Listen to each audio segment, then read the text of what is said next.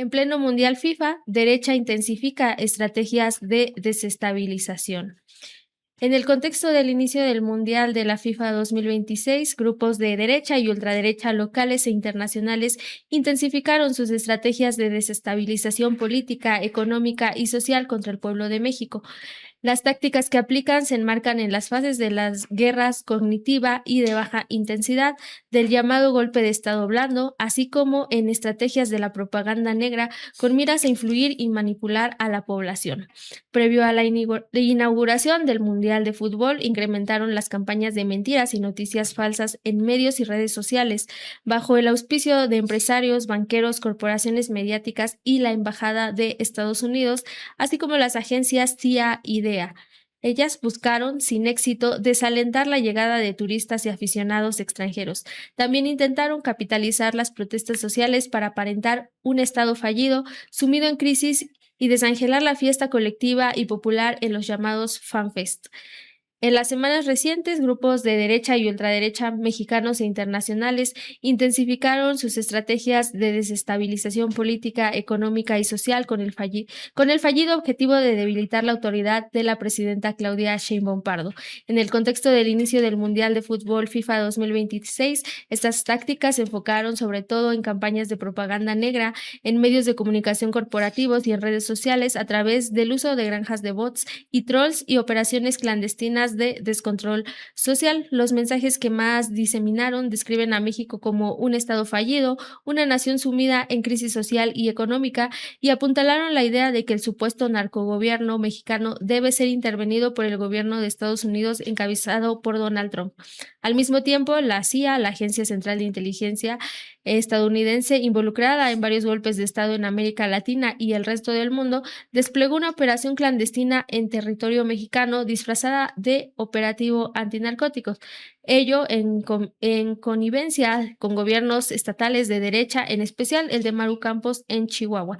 Estos grupos de derecha encabezan el intento de conspiración contra el gobierno mexicano y, como lo reveló Contralínea, para ello son asesorados por personal de la Embajada de Estados Unidos en México y de las agencias DEA y CIA.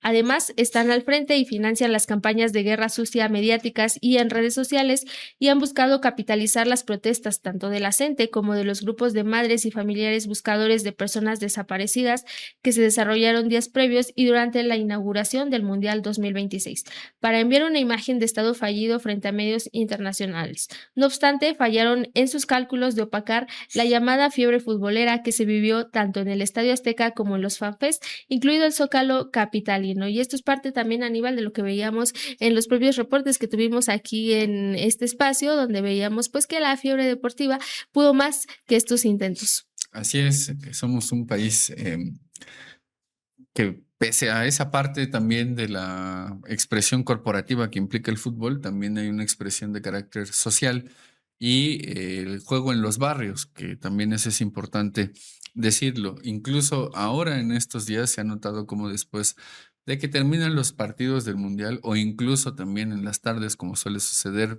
aunque no haya Mundial, pues hay una gran cantidad de gente jugando fútbol en las calles u otro tipo de deportes, pero particularmente el fútbol. Y eso, quienes jugamos fútbol lo vivimos y sabemos qué se siente cuando uno ve el fútbol en los mundiales y termina el fútbol y sale a jugar a las canchas en sus propios barrios.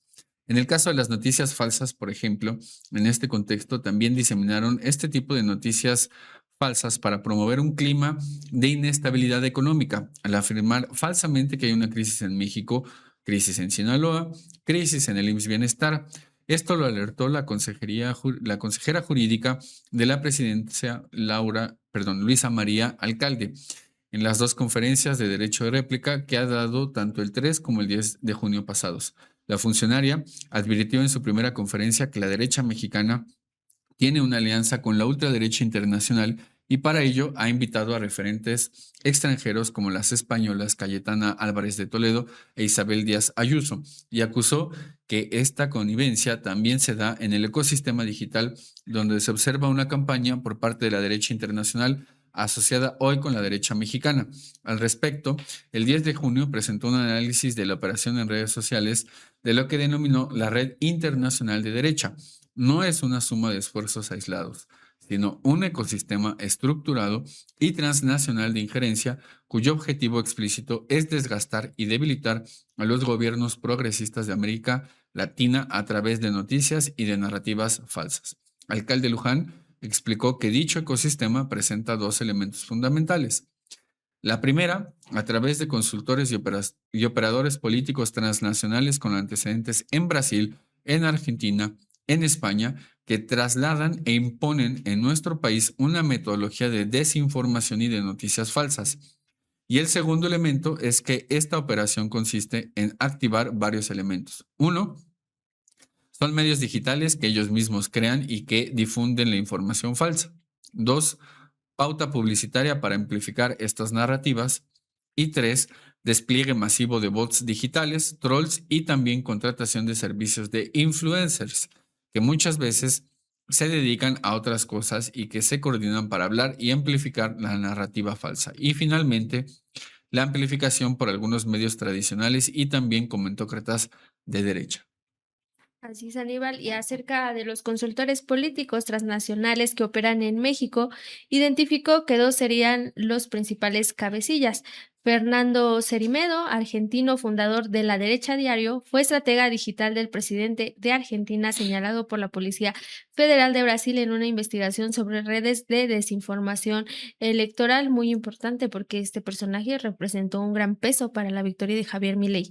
Y por el otro lado, Javier Negré, español, fundador de EDA TV, OK Diario, Radio Español, The Right News Show, copropietario de La Derecha Diario, junto con Fernando Cerimedo, han impulsado la expansión internacional de esta red de medios de América Latina en Estados Unidos, incluso en Israel, y ha sido condenado por la justicia española por precisamente inventar noticias falsas. Al respecto, Luisa María Alcalde acusó que ambos se han encargado de la propaganda que buscaba que la FIFA retirara a México 5 partidos de este Mundial 2026, así como evitar que en este país se llevara a cabo la inauguración de esta justa deportiva. Los pseudoargumentos que usaron por meses fueron el Estado fallido y el del narcoestado, que hay que decirlo, fracasaron. También hay otra táctica que es esta de la propaganda negra. Y es que las tácticas que aplican la derecha y la ultraderecha en México no son nuevas, son una mezcla de estrategias basadas en las características de la propaganda negra, la guerra cognitiva, la guerra de baja intensidad y las fases del golpe de Estado blando. De acuerdo con teóricos de la comunicación como Harold Laswell, Victoria O'Donnell y Gar Jowett, la propaganda negra es una forma muy agresiva, sofisticada y peligrosa de manipulación de la información que oculta su origen, deliberadamente se atribuye a una fuente distinta o de plano suplanta la identidad del enemigo para destruir su credibilidad desde dentro o sembrar el caos en sus filas. Otra de sus características es que su intención destructiva y hostil ataca directamente al enemigo.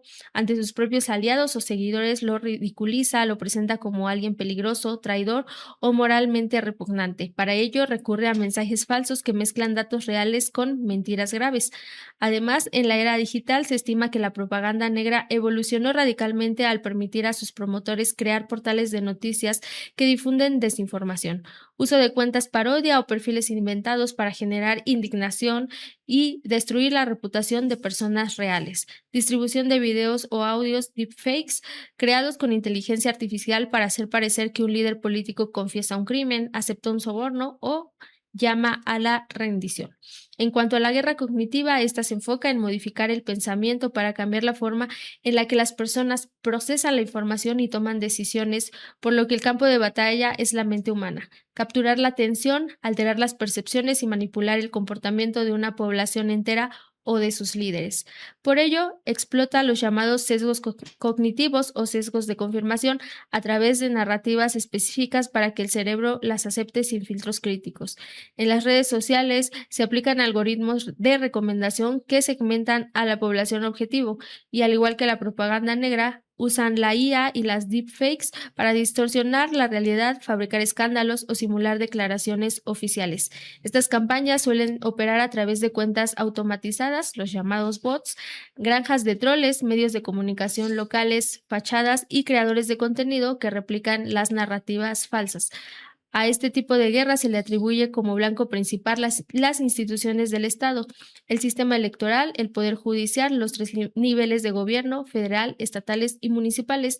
Ello porque el país se paraliza desde dentro cuando el pueblo pierde la confianza en sus propias instituciones y para ello se promueve la polarización política extrema para generar ingobernabilidad, se radicalizan las diferencias internas ya existentes, ya sean sociales, políticas, raciales o económicas. Del modelo político-militar de la guerra de baja intensidad, las actuales campañas de la derecha y la ultraderecha en México se aprovechan las estrategias psicológicas e ideológicas encaminadas al control social, político y económico de la población. Las tácticas tienen por objetivo desgastar la base social del adversario y moldear la opinión pública, por lo que el control de la narrativa es vital. Se usan los medios de comunicación y la desinformación para desmoralizar al enemigo, ganarse a la población neutral y justificar las acciones propias. Por ello, se considera que se trata de una guerra de desgaste lento que busca dividir a las comunidades, crear redes de espionaje local y sembrar la desconfianza, e incluye asesinatos selectivos, desapariciones y amenazas dirigidas a líderes comunitarios o sociales para descabezar los movimientos. Vamos ahora con el caso del golpe de Estado blando, que es un concepto que desarrolló el politólogo estadounidense Gene Sharp. Se aplica las 5 fases al mismo tiempo. 1. Ablandamiento social o malestar con el objetivo de crear un clima de descontento generalizado y deslegitimar al gobierno desde el inicio. Guerra psicológica y mediática con la que medios de comunicación y redes sociales amplifican las denuncias de corrupción, ineficiencia y autoritarismo. Promoción de fracturas. Se busca profundizar las divisiones existentes en la sociedad para generar la polarización. 2. La deslegitimación. Se pasa de la queja pasiva a la acción coordinada para debilitar la autoridad moral del gobierno. Manipulación de prejuicios. Se difunden rumores, noticias falsas y alarmas económicas como el desabasto o la devaluación para generar pánico. Uso de plataformas civiles. Se instrumentalizan a las ONGs, organizaciones de derechos humanos o colectivos estadounidenses para lanzar acusaciones constantes de violación a la ley por parte del Estado. 3. Judicialización y combate institucional o lawfare. La batalla se traslada al terreno legal, político e institucional para paralizar al Poder Ejecutivo. Para ello, se promueven amparos masivos, investigaciones judiciales y bloqueos desde el Poder Legislativo o Judicial para asfixiar las reformas del gobierno. Además, en esta fase se alienta el calentamiento de calle. Se organizan manifestaciones basadas en consignas institucionales o de defensa de la democracia, buscando confrontar directamente a las fuerzas del orden. 4. Combinación de formas de lucha para generar ingobernabilidad. Se intensifica la presión para llevar al país a un punto de quiebre operativo. A la par, se organizan operaciones de acción directa, bloqueos de vías principales, tomas de edificios públicos, huelgas prolongadas y sabotaje económico o de servicios. Con ello, se crea un clima de caos. El espacio público se vuelve conflictivo para proyectar la imagen de un gobierno que ha perdido totalmente el control del país. 5. Fractura institucional. Es la fase final, donde se fuerza la salida del gobernante. Aquí se busca el aislamiento internacional del presidente o presidenta del país, la deserción de sus aliados políticos y la presión de las Fuerzas Armadas que intervienen para sugerir su salida en aras de la paz, mientras que se le da una salida legal a la destitución. El relevo en el poder se presenta bajo un monto de aparente legalidad institucional, juicios políticos, destituciones parlamentarias o elecciones adelantadas bajo presión. Este método ha sido ampliamente usado por agencias estadounidenses como la CIA, la DEA, la USAID y la NED, en colusión con fuerzas políticas de derecha para desestabilizar e incluso derrocar gobiernos democráticamente electos en América Latina. Por ejemplo, los casos en Brasil, Argentina, el intento en Venezuela, el intento en Cuba, en el caso de Chile y también en Colombia. Así es, Aníbal, y también existen campañas de odio, racismo y clasismo. Al mismo tiempo que estos grupos de derecha y ultraderecha recrudecieron sus campañas de deslegitimación del gobierno federal con acusaciones del Estado fallido y el narcogobierno potenciaron las campañas mediáticas de odio, racismo y clasismo. En este caso, lo que se busca es estigmatizar a militantes y simpatizantes del movimiento Regeneración Nacional, Morena. La idea que se impulsa sin presentar pruebas es que las personas cercanas a ese partido político están involucradas en el narcotráfico y son delincuentes. Con ello, buscan restar fuerza popular a ese instituto político de cara al proceso electoral de 2027, pues ha arrasado en las elecciones desde 2018 a la fecha. Esta no es la primera vez que, con propaganda negra, buscan manipular los sentimientos de los votantes y generar una ruptura del partido con el pueblo basada en prejuicios. En el sexenio pasado, el presidente Andrés Manuel López Obrador fue insultado hasta el cansancio, incluso con frases como indio patarrajada. Tanto que él mismo llegó a declarar esto el 9 de julio de 2024, y es que hay que recordarlo, fue parte de lo que mencionó. De una vez lo digo, soy un presidente naco, Chinto y Chairo de Tepetitán, Macuspana, Tabasco, y pertenezco al pueblo y al pueblo raso. Y ya que quede claro, y no soy fifí y respeto a los fifís y todos podemos ser libres y no debe de haber clasismo ni racismo en nuestro país ni machismo, fue lo que pronunció el expresidente Andrés Manuel López Obrador, reconociendo también parte de su origen con orgullo, con dignidad y también pues haciendo un llamado responsable a la sociedad a que respetara esto y a romper con estas ideas racistas. La reivindicación del presidente AMLO rompió con esta estrategia de manipulación basada en patrones racistas y clasistas, pues la vergüenza que se esperaba inducir a la población de escasos recursos se trasladó a quienes tienen dinero mal habido, sea por la comisión de latrocinios, peculado o fraudes, o por estar involucrados en el crimen organizado. De ahí que ahora el estigma ahora busca asociar al partido con actividades delictivas. Aunado a las campañas de narcogobierno, narcopresidenta o protectora de narcos, se difunden mensajes anónimos en redes sociales y artículos de opinión que recriminan a la presidenta Sheinbaum su cercanía con el pueblo, al advertir que ya fue mucho indigenismo y mucha soberanitis. Estas recuerdan cuando la estigmatización mediática se cebaba en la pobreza para que la mayoría de la población sintiera vergüenza de su condición, sin reflexionar que el origen de la desigualdad radicaba en el modelo económico neoliberal que benefició a los más ricos del país. Con ello, además, se promovieron fenómenos sociales como el llamado aspiracionismo, basado en el consumo a crédito para aparentar una posición social distinta, que solo beneficia a las instituciones financieras, las casas de empeño y los modelos de negocio rentistas, que basan sus ventas en pagos fijos y abonos con tasas de interés superiores a las fijadas por el Banco de México. Como en el pasado, estos estereotipos siguen siendo reforzados por contenidos de la televisión abierta, donde conductores, actores y actrices protagónicos son predominantemente blancos de ojos claros. Históricamente, Televisa ha promovido patrones de movilidad social basados no solo en clasismo, sino en machismo. La joven bonita y pobre que solo podía superar esa condición humillante e indigna cuando el hombre rico se enamoraba de ella, y es parte también pues de estos estereotipos que han acompañado a la sociedad mexicana a través de estos medios de comunicación que se colocan ahí y que pues al consumirlos pues nos vamos quedando con parte de esas narrativas, Aníbal. Sí, y sobre todo también el tema acá es, bueno, son varios temas, ¿no? Siempre, pero bueno, el tema acá es siempre estar alertas a cuando intentan hacer este tipo de operaciones de carácter psicológico para desestabilizar un país y aprovechar este tipo de eventos internacionales, como pueden ser los Juegos Olímpicos o incluso un Mundial de Fútbol, y aprovechar para hacerlo.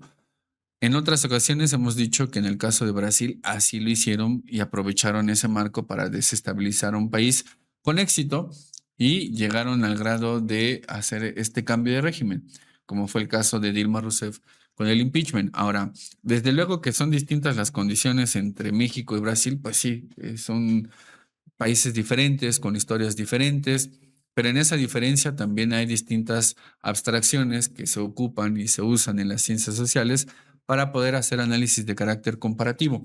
En esa comparación de los dos países, precisamente la búsqueda de sectores conservadores para aprovechar este marco de fiestas de carácter deportivo internacional, pues era algo que iban a hacer y que iban a intentar aprovechar. ¿Por qué? Porque los ojos del mundo están puestos en el país, porque es un momento propicio, sobre todo para que con la entrada de extranjeros, pues se hagan también operaciones de carácter encubierto, como de hecho sucedió en el caso de Brasil y como de hecho lo vimos también en el caso de México, semanas y meses antes, cuando se supo de la presencia de estos agentes de la CIA en territorio mexicano, en Chihuahua, un estado que gobierna Mario Eugenio Campos. Y también el otro tema es cuando inciden los medios de comunicación también en este tipo de operaciones. Eso tampoco es nuevo y de hecho hay varios autores que han hecho investigación sobre las distintas operaciones psicológicas a las cuales somete Estados Unidos al mundo. Una de ellas tiene que ver, por ejemplo, con lo que han analizado varios autores con respecto a lo que sucedió en la Guerra Fría. La forma en la que la revista, por ejemplo, Life, siempre comentaba las distintas visiones que se tenían de América Latina para convencer al pueblo estadounidense. Ese es uno de los sectores que poco nos concentramos a ver, pero siempre en la historia estadounidense del siglo XX por lo menos, pero también en el siglo XIX, solamente basta con que vean cómo convenció el presidente James K. Polk a la población estadounidense para invadir México. Lo hizo precisamente con los medios de comunicación en el siglo XIX, y eso está además en las memorias que alguna vez presentamos aquí, el libro que publicó la editorial Siglo XXI, que son las memorias de James K. Polk, y que son 2 tomos de esas memorias en donde habla incluso de cómo convenció a los medios de comunicación para que se pudiese hacer ese tipo de intervenciones desde el siglo XIX. Bueno, en el siglo XX, con toda la innovación que viene a partir de la mercadotecnia, con toda la innovación en términos de las ciencias de la comunicación, se llega a un punto de que incluso desde Estados Unidos y sobre todo desde las instituciones militares, se crean este tipo de manuales de operación psicológica para convencer mentalmente a la población de esto que mencionábamos y que menciona también nuestra compañera Nancy Flores en el texto, de que hay una crisis de gobernabilidad o que hay una situación de desgobierno nacional, y eso deriva, por ejemplo, en otro tipo de narrativas que van, por ejemplo, con lo que mencionan desde Estados Unidos, de que el narcotráfico es el que tiene realmente el poder en nuestro territorio, que es el que además manda o que gobierna amplios territorios del país. El otro, el de la crisis económica, que tiene distintas derivaciones esta matriz de opinión, por ejemplo, el tema de la inflación o usar incluso eventos geopolíticos internacionales.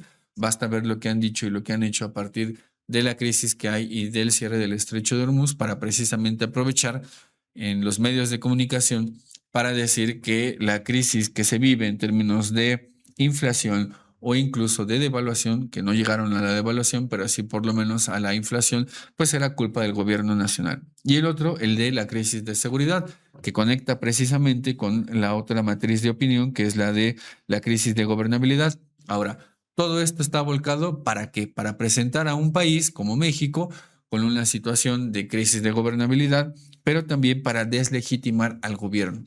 Antes de que se cree un Estado en el cual se vaya caminando hacia un golpe de Estado, sea este judicial, sea este técnico, sea este parlamentario, o sea incluso ya una situación de juicio político, siempre se intenta desmoralizar al gobierno, y ello implica ir sobre las distintas bases sociales. Por eso es que hemos visto que desde el año pasado, incluso me iría un poquito más atrás, cuando empezaron a hacer todo este tipo de noticias y de narrativas a partir de lo que sucedió en Teuchitlán, en el estado de Jalisco. Ahí es donde empiezan a jalar los hilos de las narrativas: la crisis de desaparecidos, la crisis de seguridad, el tema del narcotráfico, el tema de las madres buscadoras, que también ahí hay que hacer un análisis bastante fino, porque no se puede coincidir con la derecha con este tipo de argumentos en contra de movimientos sociales. El problema acá es que terminan siendo usados por intereses que son nacionales e internacionales y que son profundamente conservadores, en el cual lo que intentan ahí es deslegitimar, por un lado, y desmoralizar al enemigo. Desmoralizar al enemigo implica, en este caso, desmoralizar al gobierno de la presidenta Claudia Sheinbaum por uno, y por el otro, deslegitimarlo frente a su electorado o frente a quienes simpatizan. El tema ahora es que vemos que hay 7 de cada 10 mexicanos que sigue viendo bien al gobierno de la presidenta Claudia Sheinbaum. Pese a todo lo que han hecho, todavía hay 7 de cada 10 mexicanos y mexicanas que siguen confiando en el gobierno de la presidenta. Así es, Aníbal, y que hay que decirlo, me parece que es de celebrarse, es digno de decirse esto que hoy celebraba la presidenta Claudia Sheinbaum, la alta tasa de aprobación que tiene pese a estos esfuerzos millonarios, a estas campañas que le han metido mucho recurso justamente para lograr, pues, de alguna manera deslegitimar su gobierno. Eso me parece muy importante, pero hay que, decirlo también, es muy importante no tomar las cosas a la ligera, porque todavía son varios años los que quedan del sexenio de la presidenta Claudia Sheinbaum, en los que seguramente estos grupos, se van a seguir organizando para intentar en cualquier momento, desestabilizar al gobierno de México. Y eso hay que decirlo también, es muy importante, por eso es que hay que advertirlo y por eso la sociedad debe de estar plenamente informadas, porque aunque ahora intentaron dar esta mala imagen a nivel internacional de México, hay que decirlo, esta apuesta por opacar la fiesta mundialista no logró desplazar las imágenes que le han dado la vuelta al mundo de estadios llenos, plazas públicas abarrotadas y una afición mexicana que hizo del mundial una celebración colectiva. Eso me parece que es muy importante, pero pues hay que tener cuidado porque es seguro que esta disputa por la narrativa del país, a más allá de que haya quedado expuesta en este evento internacional, seguirá en el debate y sobre todo, pues estos grupos van a seguir amenazando la legitimidad de la presidenta Claudia Sheinbaum, porque no estamos hablando solamente de grupos nacionales, sino ya de actores internacionales y sobre todo de la propia embajada de Estados Unidos con estas agencias que han operado otros golpes de estado en otros países. Por eso es muy importante seguir informados, sobre todo, pues no caer también en esta narrativa, y para no caer en esta narrativa es importante estar escuchando pues esta información que se da desde el gobierno, porque si no se cuelgan de una cosa, se cuelgan de otra, y así vamos viendo cómo pues van incluso cooptando, como bien decías, estos movimientos sociales con demandas legítimas, me parece, pero que pues a la vez hay que decirlo, ellos mismos a través de estas campañas en redes sociales impulsan mensajes de odio para que de este odio generen pues una especie de rabia colectiva que termine por pues expresarse de maneras incluso violentas, ¿no? Por eso hay que tener mucho cuidado incluso a estos llamados que se hacen a la violencia en las manifestaciones. Esto también es muy importante y no hay que dejarlo pasar desapercibido. Sí, sobre todo porque cuando se habla de emociones en política es algo que tiende a fijarse más, por eso fijarse más en la mente. Por eso es que hablábamos de operaciones de carácter psicológico.